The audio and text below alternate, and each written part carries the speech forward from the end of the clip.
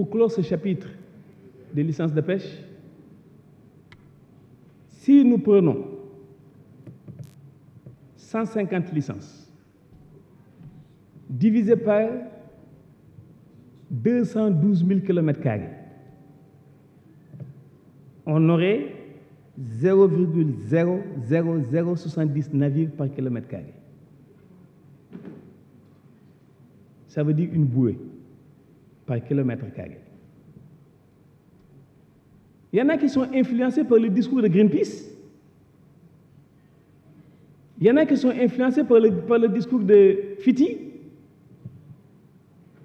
Mais ces gens, ils ne nous ont pas donné l'esquisse d'une solution par rapport aux problèmes auxquels nous vivons.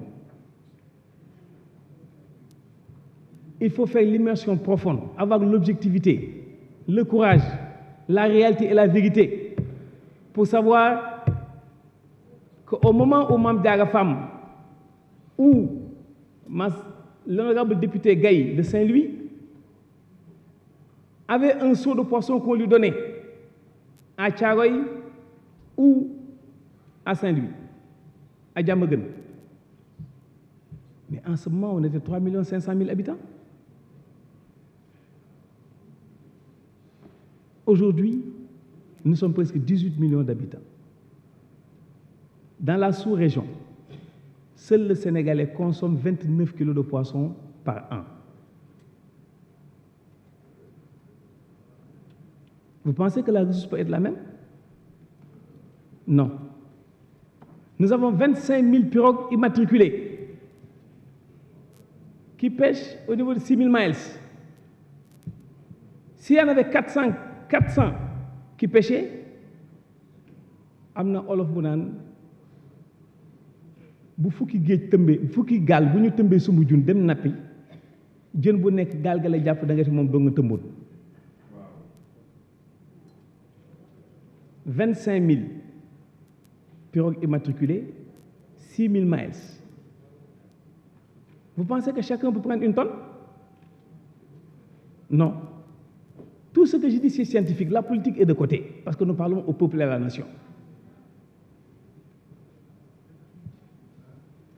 Il nous faut réfléchir par rapport à des solutions. Et si même c'est par hasard, ce qui n'est pas le cas, l'intitulé du nouveau ministère de l'Agriculture, de l'équipement rural et de la souveraineté alimentaire, c'est la nouvelle trouvaille du président Macky Sall. Souveraineté alimentaire, qui fait une globalisation de l'ensemble du secteur primaire, élevage, pêche, agriculture. Parce que, chers amis, 2050, c'est demain. En 2055, il nous faut produire en agriculture, en pêche et en élevage au moins 35 à 40% de plus de ce que nous faisons aujourd'hui.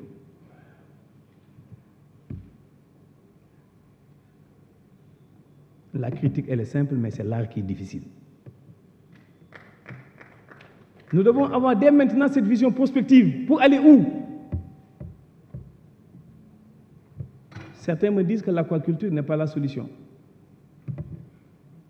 C'est un débat ouvert, mais de manière scientifique.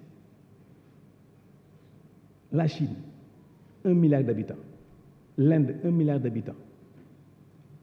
La Corée du Sud, 58 millions d'habitants. Chacun mange du poisson quand il le veut. Ce poisson est sorti de la mer? Non. La Corée du Sud est à 1 million de tonnes d'espèces halieutiques. 1 million de tonnes par an de production en aquaculture. On nous demande de laisser ce chemin de côté? Non. Deuxièmement, aujourd'hui, avec le changement climatique.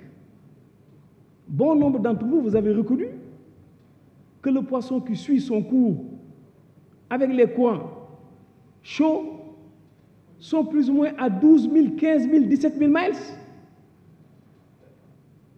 Ce ne sont pas ces pirogues, 25 000 aujourd'hui multipliées par 3, 75 000 pirogues ne régleront pas nos problèmes. Le président Macky Sall nous a demandé de réfléchir par rapport à l'existence d'une capitainerie.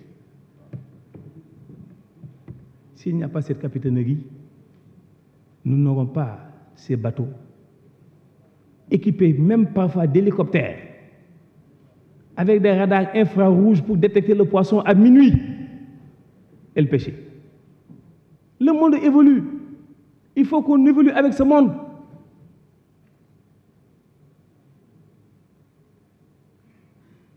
Ce manque de mutation sectorielle, de volonté politique pour y aller, est parmi les causes, origine même, de la situation qu'on vit aujourd'hui. Aujourd'hui, mon ami Barthélémy, qui m'a dit qu'il va voter mon budget à la seule condition qu'on arrête les licences de pêche pendant 1 an. Il a dit arrêter, d'autres disent supprimer. Qui est le plus intelligent? C'est un homme politique qui a été bien formé, qui est passé par une école politique, pour ne pas être comme un couperet. Après, aller voir un chirurgien pour racoler. Non. Il a dit, arrêtons. Donc lui, il met en backup, en back-office, la possibilité de revenir. J'apprécie cette attitude qui donne à réfléchir,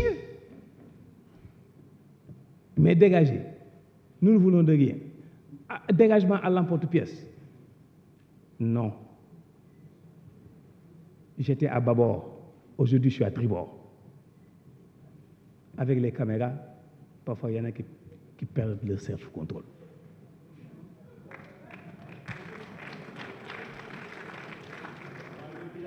Réfléchissons par rapport à cette batterie de navires que nous devons avoir, comme ces Chinois, ces Américains, ces Indonésiens, ou je ne sais qui encore qu'on accuse aujourd'hui. Non. Nous devons tendre la main aux Nordiques. Je sais de quoi je parle. J'ai fait 32 ans de Maersk Line, la première compagnie de navigation maritime. C'est là où j'ai connu ce capitaine d'industrie.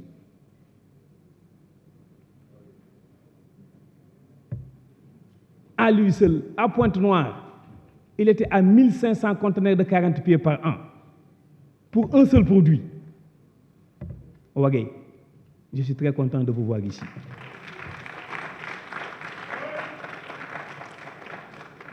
Vous êtes un homme de suffisance, un homme de capacité. Il faut suivre l'exemplarité de sa démarche en tant qu'acteur économique. Et si vous venez en politique, vous ne cherchez rien du tout.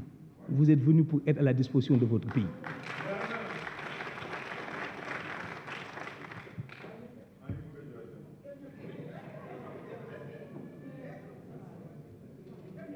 Je profite de cette tribune pour rendre hommage à la pêche industrielle qui est accusée à tort. Je ne citerai pas de nom, mais j'ai les mareyeurs ici, sur les gradins, qui peuvent être témoins. Parce qu'on ne peut pas regarder quelqu'un et lui mentir avec conviction, à moins qu'on soit de l'autre bord.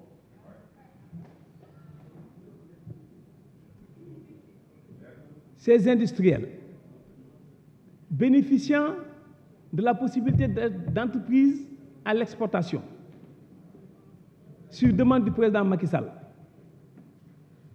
ils ont accepté de laisser ici à Dakar 30% de leur capture Aujourd'hui, en faisant la constellation de l'ensemble de ces accords, nous sommes à 65 000 tonnes qui ne seront plus exportées et qui vont rester au Sénégal. Vous pensez que nous dormons? Non. Nous avons blanchi en 2 mois, bien qu'on ait l'âge de nos artères. Je rencontrerai monsieur le directeur de la DITP la semaine prochaine. Au moins 17 industriels qui étaient complètement tournés vers l'exportation, surtout l'exportation du petit pélagique. Je pense que, allègrement, nous aurons pour 2023 au moins 75 000 tonnes de poissons non exportés et qui resteront ici. Plus ce qu'il y a ici en plus, je pense que si le marché ne sera pas couvert totalement, mais le prix va baisser et le produit sera à la portée des populations que nous représentons.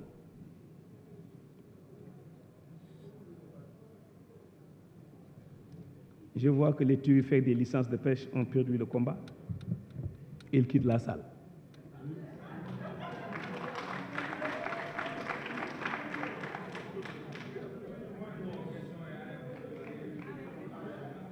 Les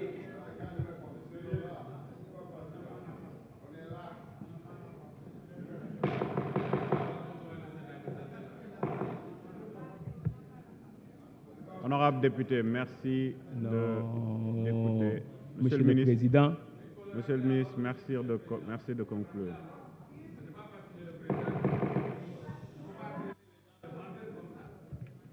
Honorable député, honorable député, honorable député. Non. Honorable député, s'il vous vous n'avez plaît pas la parole. L'honorable Farba, continuez. Monsieur le ministre, nous continuez. avons eu des débats sereins continuez. jusqu'à présent. Dans ce que dit mon frère et ami Bara, c'est la contestation. On m'a appris que dans toute contestation, il y a une seconde forme de vérité. S'il y a quelque chose qui choquerait, je le retire. Faites-les revenir. Honorable député, merci d'écouter. Il fallait contester pendant qu'ils sont là. Séance. Bara, s'il vous plaît. Honorable député Bara Gueye, merci de respecter la séance. Monsieur le ministre, continuez. Non.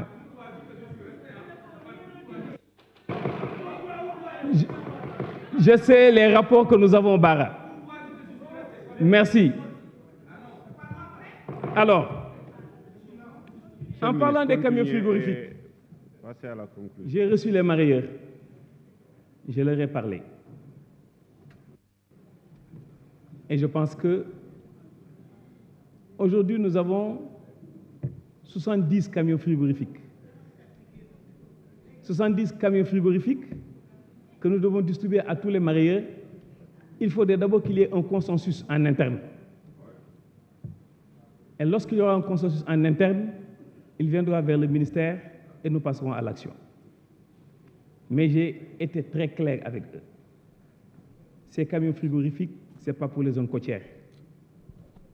C'est pour les zones frontalières et les zones de l'intérieur qui n'ont pas de débouché sur la mer et parfois même qui ne voient même pas un cours d'eau, à plus forte raison un fleuve. Ils sont d'accord sur le principe. Pour les quais de pêche, rassurez-vous que la demande est largement supérieure aux possibilités. La demande en quai de pêche est supérieure aux possibilités financières. Donc, Monsieur le ministre des Finances, je pense qu'il faudrait qu'on puisse faire un plan pour pouvoir faire le maximum en 5 ans. Et je pense qu'au bout de 5 ans, bon nombre de zones qui devraient avoir des quais de pêche pourront être desservies. Une députée ou un député a eu à me poser la question par rapport à Kafountine.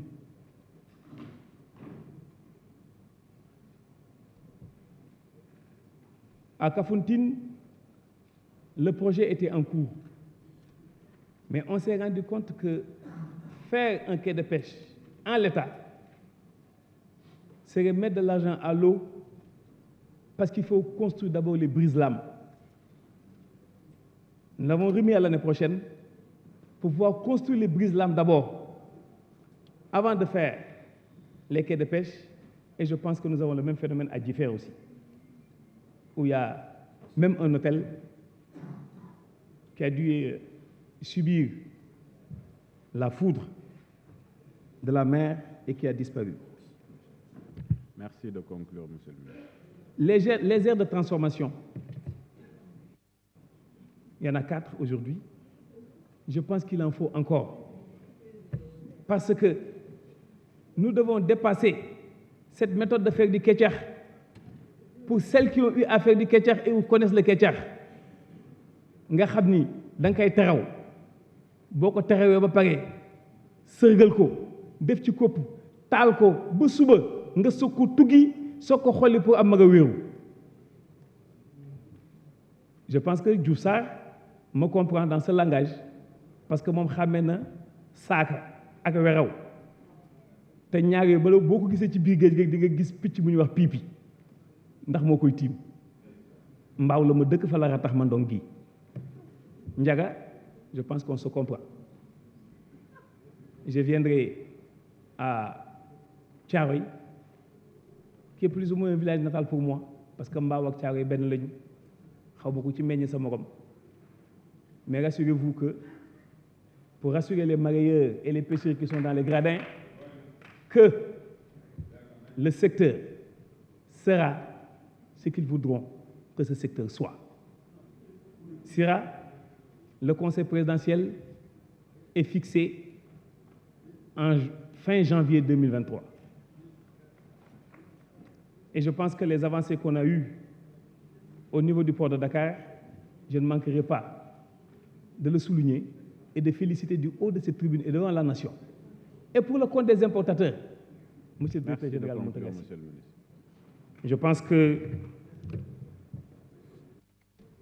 je suis encore à mes souvenirs et à mes habitudes de parlementaire, parce que qui dit un parlementaire